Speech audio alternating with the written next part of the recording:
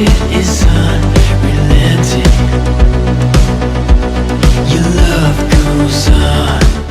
Vamos a abrir nuestras Biblias en el libro Primera de Crónicas, capítulo 13, verso del 13 al 14.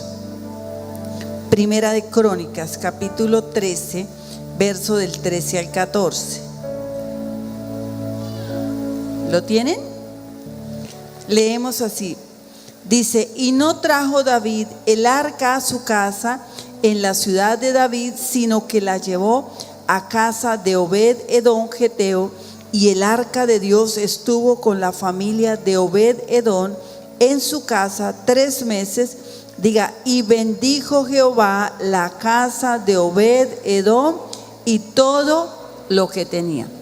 Y bendijo Jehová la casa de Obed Edom y todo lo que tenía. Cierre sus ojos y vamos a decirle: Papito Dios, en el nombre de Jesús, humildemente venimos delante de ti, reconociendo nuestra necesidad de ti, reconociendo que tú eres nuestro Padre y que tú nos formaste a cada uno de nosotros en el vientre de nuestras madres. Tú nos hiciste, Señor, diste un propósito a nuestras vidas. Te rogamos en esta hora, Señor, que tu palabra cobre vida en nuestros corazones, que tu palabra nos transforme y que nazca en nosotros, Señor, ese querer como el hacer de las cosas por tu buena voluntad. Espíritu Santo de Dios, aquí estamos. Ministra nuestros corazones, ayúdanos a entender. Jesús de Nazaret, tú que venciste al príncipe de la potestad del aire, tú que venciste a ese espíritu que se ha opuesto para que nuestro entendimiento reciba el conocimiento de Dios. Te pedimos en esta hora que por tu sangre preciosa sea reprendido todo espíritu que se pone de intermedio, que estorba para que en nuestros corazones no haya libertad de amar, de buscar a Dios, de obedecer su palabra. Señor Jesucristo, necesitamos de tu ayuda. Tú que eres varón poderoso, varón de guerra, tú que tienes el poder y la autoridad, te pedimos en esta hora: envía del cielo ese poder sobrenatural a nuestras vidas, para que nazca en nosotros esa valentía y entendamos que Dios no nos ha dado espíritu de cobardía, sino un espíritu de poder, de amor y de dominio propio, y que cada uno de nosotros fue lleno del Espíritu Santo para vencer las tinieblas, para ser un testimonio vivo, para ser un discípulo de Cristo. Te rogamos en esta hora, dígale: Señor, yo te ruego en esta hora que traigas luz, entendimiento a mi corazón, y que yo salga hoy de este lugar diferente a como entré. Quiero ir un paso adelante, Señor. Quiero ser ese hombre y esa mujer que son pioneros en tu reino para hacer las obras que tú nos mandaste hacer y así cumplir tu voluntad. Gracias, Jesús. Amén y amén. El secreto número 1 que nosotros debemos tener en cuenta para que podamos ir un paso adelante siempre, podamos ser cabeza y no cola, es que tengamos ese conocimiento del arca o la presencia de Dios en nuestras casas.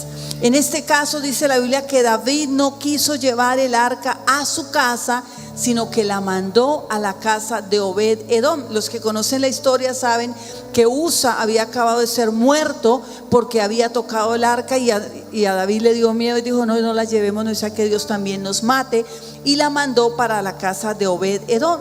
Obed Edom fue esa persona que estuvo dispuesto a ponerse en las manos del Señor, llevó el arca, y por causa del arca, de estar ahí la presencia de Dios, vino bendición a toda su casa. De la casa de Obed Edom, 68, dice la Biblia, hombres valientes y esforzados fueron levantados para el servicio del templo. ¿Se imagina que de su casa Dios levante a 68 comprometidos, fieles, que amen a Dios, que abandonen el pecado? ¿Qué es lo que hizo Obed Edom? Llevó la presencia de Dios a su casa.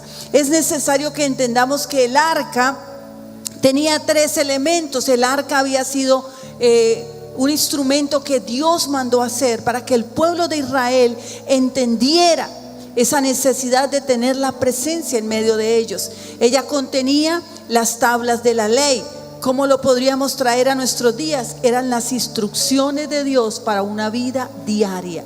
Tenía también el maná en una vasija de oro, el maná que ellos comieron en el desierto. Y eso representa la provisión de Dios para nuestras vidas. Pero también contenía la vara de Aarón que reverdeció, y esto representa la autoridad de Dios en este tiempo delegada en el hombre para representar a Dios en la tierra. Por eso Satanás en estos últimos tiempos ha luchado con todo su arsenal para que los hombres, que son esos representantes de Dios en el hogar, no cumplan su función. Y entonces les va a distraer, le pone cosas. Ha levantado el feminismo radical que busca denigrar, deteriorar la imagen del hombre, culparlo de todos los males de la sociedad. Pero esto es porque el hombre muchas veces desconoce su propósito. Y si hoy usted está aquí en esta noche, diga: mi propósito es representar a Dios en la casa. ¿Qué clase de Dios están viendo sus hijos? Sería la pregunta. Entonces, tengamos en cuenta que el arca tiene 3 elementos.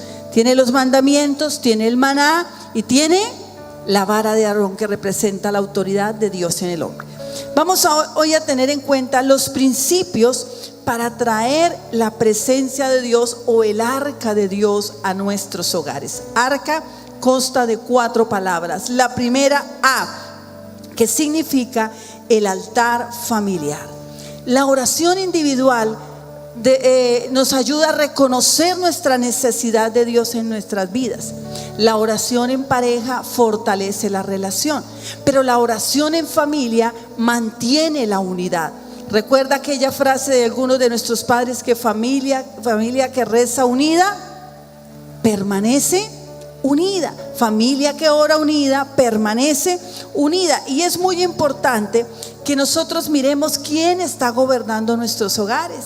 Cuando se levantan nuestros hijos, ¿hacia dónde se dirigen? Bueno, algunos dirán al colegio, sí, es verdad. Pero ¿en cuántos hogares hay que se levantan y es al televisor, al celular? Otros a pelear para que se levanten los que no se han levantado. Hay hogares que son gobernados por la ira, que son gobernados por las discusiones, que son gobernados por pecados ocultos que tal vez nadie sabe, pero ahí están esos pecados escondidos como un comequén, causando daño. Cuando nosotros como familia entendemos la importancia de orar unidos, así sea una vez por semana, donde usted llame a sus hijos, vamos a leer la palabra de Dios, vamos a estudiarla, y usted les permite a ellos lea un proverbio que entiende, y que si no entiende, bueno, usted se lo va a explicar de una manera sencilla y sabia, para que ellos puedan empezar a ser instruidos por la palabra de Dios.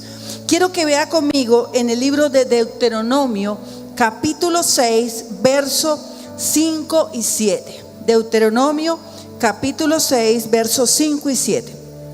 Dice así: y amarás a Jehová tu Dios con todo tu corazón, con toda tu mente, con todas tus fuerzas.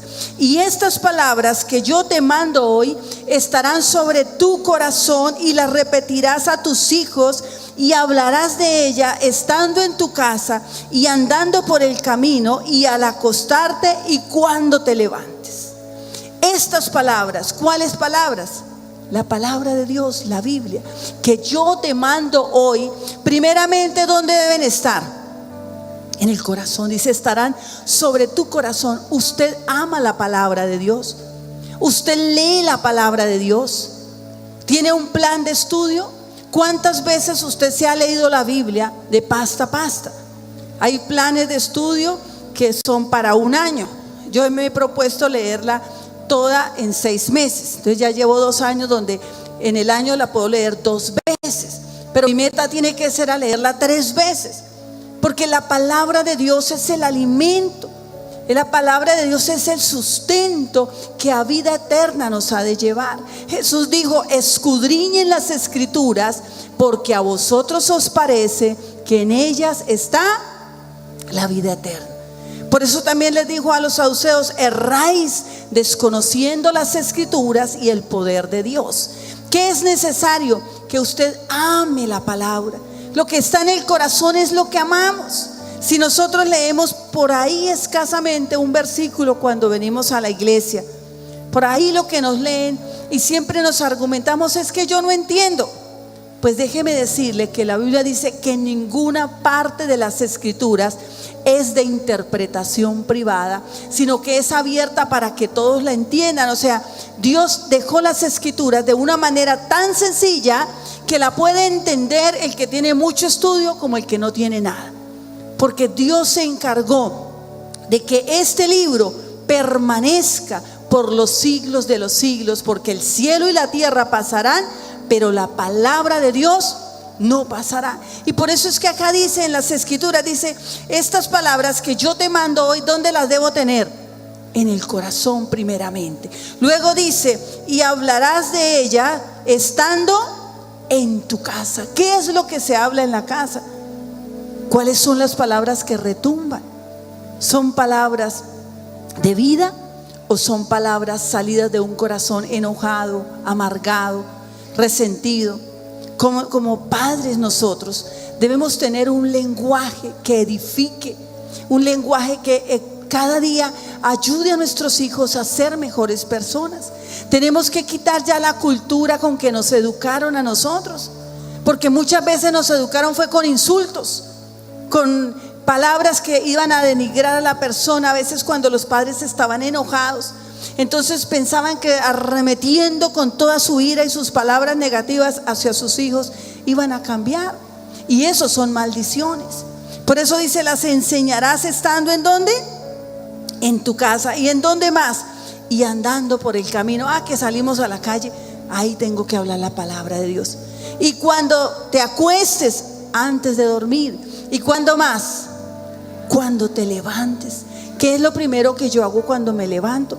¿Tomo la palabra de Dios o tomo el celular? Y usted tiene que ser responsable de esto, porque es claro, cuando dice la palabra debemos tenerla todo el tiempo. Mire, yo algo que siempre he dicho, nuestros padres cuando andaban por el camino, mi papá nos enseñaba, era con refranes, con cuentos, con fábulas. Pues él no conocía mucho de la Biblia, pero eran personas que de alguna manera les habían enseñado algo de temor de Dios. Y siempre digo que una de las razones por las cuales yo nunca me he metido ni me he envuelto en problemas de chismes o andar diciendo cosas de otras personas es por un cuento. Era un cuento, no es que sea una realidad, que mi papá nos decía cuando éramos muy pequeños, cuando teníamos la edad de 6, 7 años. Entonces, gracias a Dios, yo digo, parte de la riqueza, de la pobreza, es que en nuestra casa no había luz, era en el campo y tocaba con velas, así que a las 6 de la tarde todos estábamos allá como pollitos pegados a mi papá, y él siempre nos contaba cuentos. O cuando nos íbamos el día domingo por allá a una quebrada, él siempre iba contándonos cuentos, y uno de ellos que yo todavía lo recuerdo, y yo ya se lo dije a mi siguiente generación, es el de una señora chismosa. Porque resulta que Satanás estuvo en un hogar durante 7 años intentando separar esa familia, y ellos eran muy lindos, se trataban bien, nunca peleaban. Y un día dice que cuando pasaron los 7 años, el diablo se fue llorando porque no logró hacerlos pelear, y se encontró con una mujer, la cual pues obviamente él no iba de diablo, iba como un hombre, y le dice que por qué llora, que qué tiene ella, y él le contó que había estado durante 7 años haciendo que una pareja peleara y no lo había logrado. Y ella le dijo, ¿y qué me da? Y yo sí los hago pelear. Así que el diablo le dijo, no, yo le tengo una buena recompensa, pero vaya y los hace pelear. Y el diablo se fue y le dijo, ¿cuándo vuelvo? Le dijo, no, por ahí en 15 días. El diablo como que se sorprendió, esa no me la conocía. Así que se fue la mujer y empezó. Entonces se iba y le hacía que le ayudaba a la señora, y la señora hacía los oficios de la casa, cuidaba a los niños, le hacía la comida al esposo, y ella empezó, usted tanto que trabaja y usted sí se mata la vida, ¿no? Y usted cuando descansa, y el otro por allá, usted qué sabe si le es fiel, usted aquí siempre encerrada. Y ella empezó a hacer las cosas ya como con amargura, ¿no? Pensando en las palabras de esta. Y cuando llegaba la hora de llevar el almuerzo, ella le decía, ay, no vaya, a usted le toca muy duro, yo le ayudo. Y entonces ella le decía, bueno, se iba a llevar el almuerzo al esposo, y cuando llegaba empezaba a decirle, oiga, pero a usted sí le tocó en la vida duro. Usted aquí al rayo del sol trabaje y trabaje. ¿Y usted qué sabe que anda haciendo su esposa en la casa? Allá toda relajada, toda fresca. No, eso a uno le queda tiempo. Y un día cuadró de tal manera que a lo lejos se veía la casa y que ella también estaba, cuando ella iba a llevar el almuerzo, que llegara un vendedor exactamente a la hora en que ella iba a estar en el otro lado. Así que se quedó mirando y le dijo: ¿se da cuenta? Mire, y mire la otra ya tan linda recibiendo visitas, y usted aquí matándose la vida. Y claro, el otro acalorado empezó a llenarse de ira. Y cuando llegó a la casa en la tarde, iba amargadísimo. Y la otra también ya estaba amargada, porque ambos se sentían presionados por lo mucho que les tocaba trabajar. Y el otro lleno de rabia y le dijo: claro, yo me voy a trabajar y usted allá aquí recibiendo visitas. ¿Y quién era ese fulano de tal? No dejó explicarle, se agarraron a pelear, la golpeó. Y eso, imagínense ya lo que se forma ahí en esa casa. Así que la señora, la chismosa, salió feliz. Lo logré. Se encontró con el diablo y le dijo: listo, ya los hice pelear. Hasta el diablo se sorprendió. ¿Cómo así? Dijo: sí, vaya, mírelos cómo andan. Entonces le dijo: deme mi recompensa. El diablo le dijo: saque la lengua. Y cuando ella sacó la lengua, la agarró de la lengua y se la llevó al hombro para el infierno. ¿Usted cree que después de un cuento de esos a uno le dan ganas de ser chismoso? Ahora, esas eran la manera como los papás a veces se educaban. Y si me pongo a contarles, eran muchos los cuentos. Y con eso mi papá decía: vea, usted vaya a una casa y vea lo que vea, usted no tiene por qué andar de chismoso. Usted no tiene por qué andar llevando cuentos. Cuando dice la Biblia: enseñarás a tus hijos, usted se da cuenta si en sus hijos están creciendo con celos, si están creciendo con envidia, si la pasan peleando en el colegio. Si las niñas de edad de 12, 13 años ya las escucha hablando es de novios y celosas y amargadas, usted se da cuenta que esto está pasando y usted está haciendo algo para formarlos, o usted deja que ahí como sean las cosas. Porque es nuestra responsabilidad. Si yo veo que mi hijo es mentiroso, yo tengo que hacer algo. El problema es que a veces solo atacamos a la persona y no el pecado. ¿Cómo así? Si alguien miente, entonces le estamos: es que usted es un mentiroso, a usted no le cree uno nada, y uno lo está insultando. Y el chino ya sabe que es mentiroso, tiene un problema, necesita algo superior que le ayude a vencer ese pecado. Entonces cuando uno entra a atacar ese demonio de mentira, y ahí está la palabra de Dios, uno los va llevando, les va mostrando: cita, mi amor, lee. Las mentiras, ¿de quién son? ¿De Dios o del diablo? Ellos dicen: del diablo. ¿De quién quieres ser hijo? Ay, de Dios. Bueno, entonces no vuelvas a mentir. Y cada vez que uno les hace ver que eso está mal hecho, pero se lo dice con la palabra: usted ha orado, como dice aquí, porque la palabra está en mi corazón. Yo puedo educar a mis hijos en todas las áreas. Mire, la Biblia tiene para todo lo que usted se imagine, tiene cómo formar a nuestros hijos. Pero los padres no pueden esperar que sea el colegio el que le eduque a sus hijos. Cuando nosotros hoy en día vemos que en los colegios se están enseñando el ateísmo, se está enseñando el socialismo, el comunismo, profesores que no tienen ética, porque eso es falta de ética. Si un profesor es ateo, se para y cree que puede enseñarle a todos los alumnos, y a veces nuestros hijos no están preparados para levantarse y decir: no, señor, usted no nos puede enseñar eso. La Constitución política dice claramente que la educación no es para el adoctrinamiento ni ideológico, ni político, ni religioso. Usted está en contra de la Constitución, profesor. Mire, yo sé que ellos se van a dar cuenta de que este alumno estudia, que tal vez tiene un padre que le enseña, pero muchas veces llegan ellos confundidos. No, es que a mí me enseñaron esto, me dijeron esto. No, aún en las clases de sexualidad los profesores no pueden adoctrinar. Y si el alumno sabe y conoce, se va a levantar y: qué pena, profesor, no es correcto. Y algunos: no, me da miedo. Pero como otras veces si son rebeldes y no les da miedo. Pero nosotros como padres somos los responsables de enseñar a nuestros hijos. Y yo le pregunto a usted: ¿qué le está enseñando a su hijo?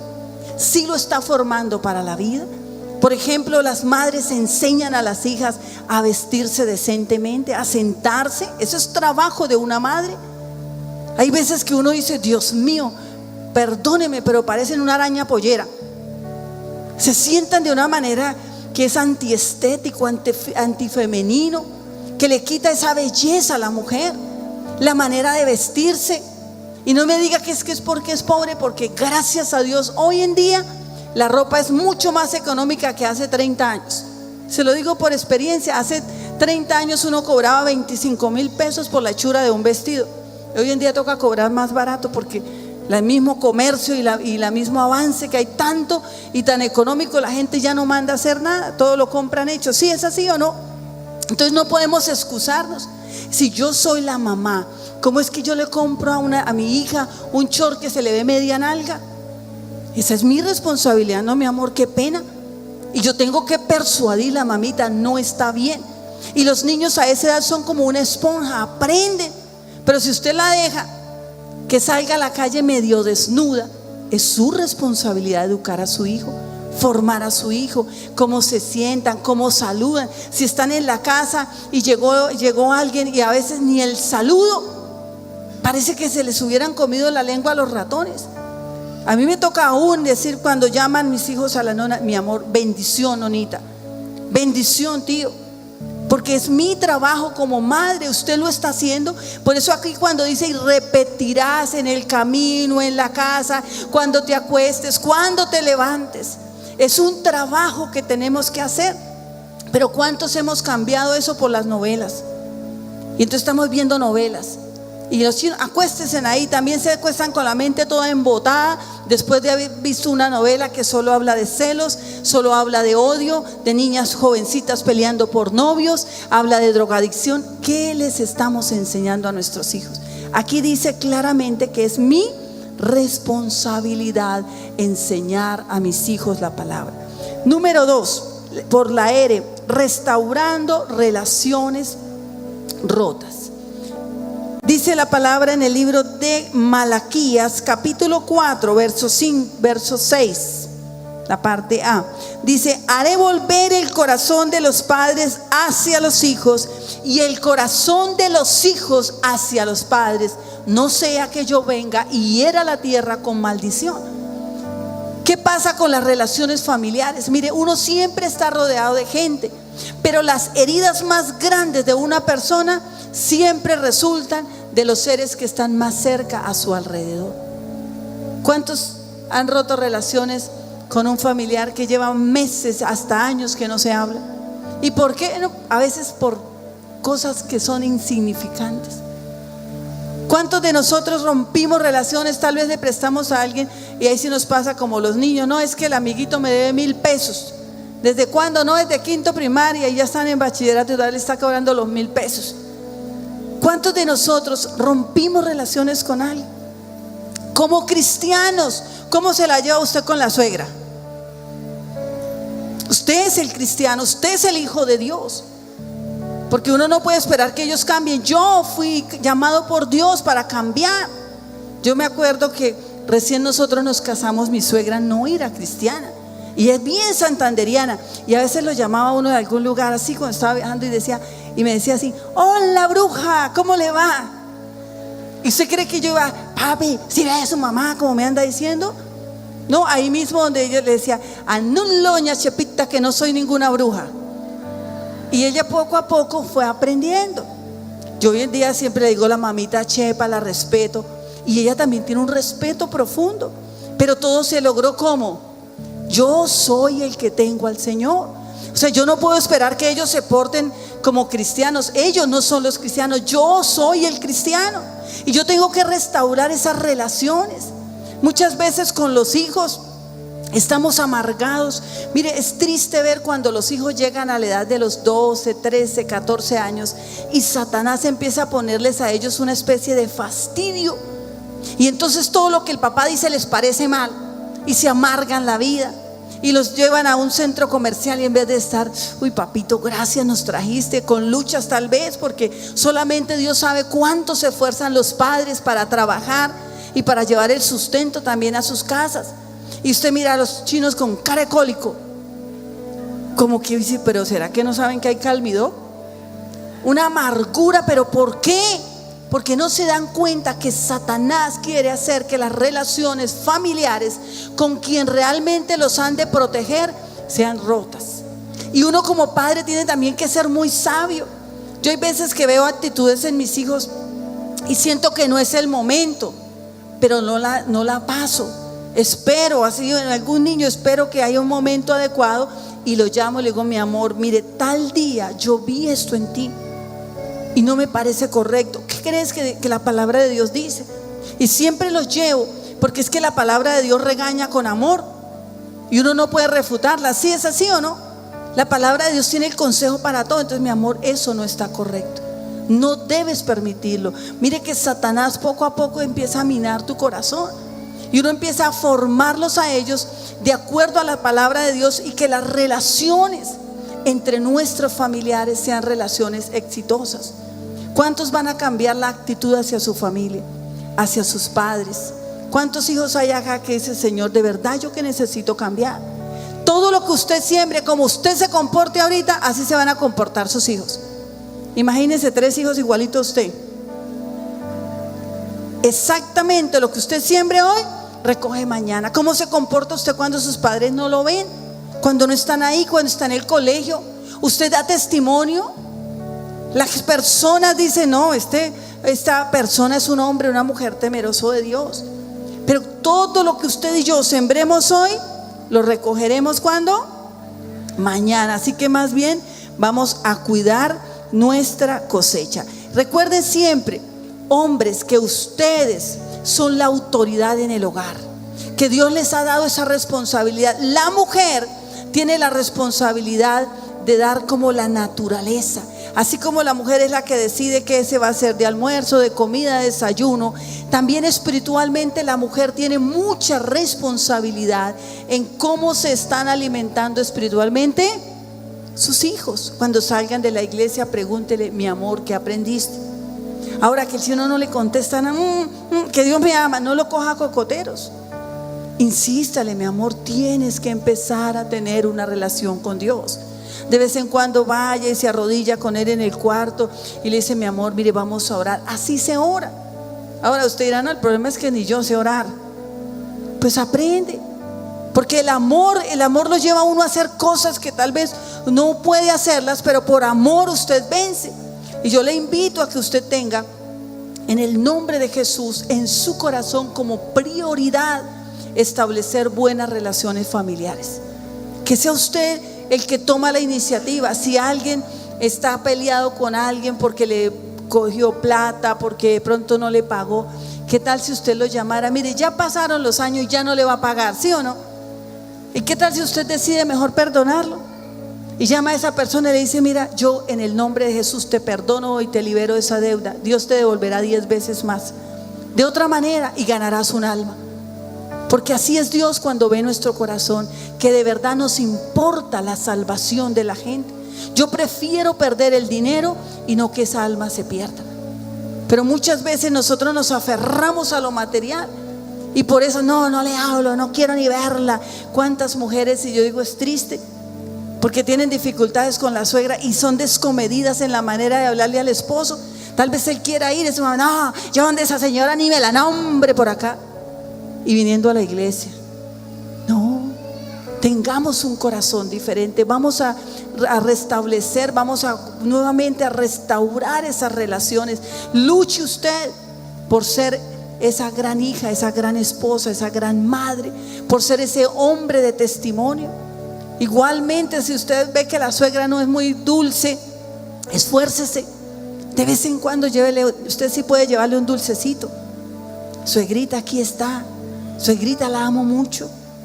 Mire, el amor cubre multitud de faltas. Y no me dice la Biblia que contra tales cosas, o sea, contra el amor no hay ley. No hay forma de decir que una persona que usted empieza a tratar bien, a darle cariño, que esa persona no cambia. Tarde o temprano se quebranta la roca y Cristo entra en el corazón de esa persona. Pero seamos valientes y vamos a recuperar las relaciones que se han roto, en el nombre de Jesús.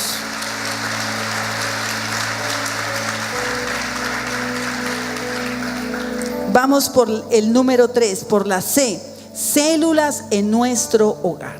En el libro de Josué, en el capítulo 24, en el verso 15, Josué después de haber hecho grandes conquistas, de haber tomado la tierra y hizo lo que en su poder estaba, en sus manos estaba, llamó al pueblo y les dice lo siguiente: y si mal os parece servir a Jehová, escoged hoy a quién sirváis, si a los dioses a quienes sirvieron vuestros padres cuando estuvieron al otro lado del río, o a los dioses de los amorreos en cuya tierra habitáis, pero yo y mi casa serviremos a Jehová. Él los llamó y les dijo: mire, tomen una decisión, ¿a quién le van a servir? Los dioses de nuestros padres tuvieron dioses, pero la Biblia dice que es imposible que un Dios hecho por la mano del hombre tenga poder alguno, que eso no funciona. Dice que ¿quién va a coger oro, plata y va a fabricar un Dios y le va a decir sálvame porque tú eres mi Dios? Dice la Biblia, no se da cuenta que su corazón le engaña, le desvía. Eso es algo que está escrito en la palabra de Dios. Así que cuando nosotros tomamos la decisión, voy a servir a mi Dios, creador de los cielos y de la tierra, en quien continuamente vivimos buscando hacer su voluntad, Él va a bendecir a nuestras familias. Debemos tomar esa decisión. Si usted mira la vida de Jesucristo, hizo un ministerio multitudinario, pero también Jesús se dedicó a las casas, a llevar la presencia de Dios a los hogares. Y fue en los hogares donde se dieron grandes milagros. Por ejemplo, en las bodas de Caná trajo la dulzura al hogar. También en la casa de Pedro, Él sanó a su suegra. ¿Sí ve que hay que amar a la suegra? Jesús sanó a la suegra de Pedro. Alguien todo terrible dijo: es que por eso era que después lo había negado. Pero mentira, eso no es cierto. En la casa de Leví, Jesús dio una nueva oportunidad. En la casa de Simón vino el perdón para aquella mujer que lavó los pies de Jesús, que era una mujer de la calle. En la casa de Jairo vino la vida y la resurrección. En la casa de Zaqueo vino la salvación. ¿Cuántos quisieran abrir la casa para una célula? Que nuestras casas hayan células. Si tienen célula en su casa, a ver, alcen la mano los que tienen célula. Uy, sangre de Cristo. Y el resto. Yo me acuerdo que yo me hice cristiana. A los 15 días abrimos una célula en mi casa. Y le agradezco a mi líder porque yo era muy tímida, yo era súper nerviosa. Y yo me acuerdo cuando ella me pone la mano en la espalda y dice: ahora con ustedes Yolandita. Y yo tenía una hoja inmensa que había hecho del tema, y así me temblaba la mano del susto. Cuando ella me dijo, yo no ni veía esas letras del susto tan terrible que me dio. Y las personas, yo digo, pero ¿por qué somos así? Las personas eran gente que yo había invitado, conocidos, con miedo y todo, pero di la célula. Desde ahí nunca he dejado de hacer células. Igual que ustedes, tenía luchas, a veces llegaba a las 11 de la noche a la casa, porque para mí ir a la iglesia era Bucaramanga, de Piedecuesta a Bucaramanga, y muchas veces en el bus tomaba 2 horas. Entonces yo a veces llegaba, y yo me acuerdo cuando eso pues era un poquito más seguro, y yo bajaba esa cuadra de la autopista a la casa. El ángel de Jehová acampa alrededor de los que le temen y los defiende. Y a veces llegaba también, a veces también, como todo el mundo, me daba rabia, decía: Dios mío, pero ¿por qué tengo que llegar tan tarde? Y pensaba: ¿y por qué mejor no me voy a una iglesia que quede ahí de vecina y no me toca viajar casi 4 horas todos los días? Mas sin embargo yo entendí, Dios me llamó ahí y debo permanecer.